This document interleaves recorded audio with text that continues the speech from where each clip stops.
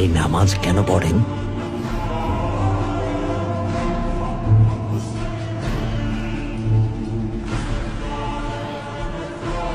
নামাজের মাধ্যমে শুকরিয়া আদায় করি, এর মাধ্যমে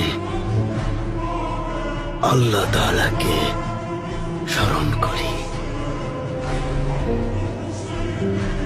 আল্লাহর কাছে ক্ষমা চাই। আমরা ট্যাঙ্গারির কাছে প্রার্থনা করি,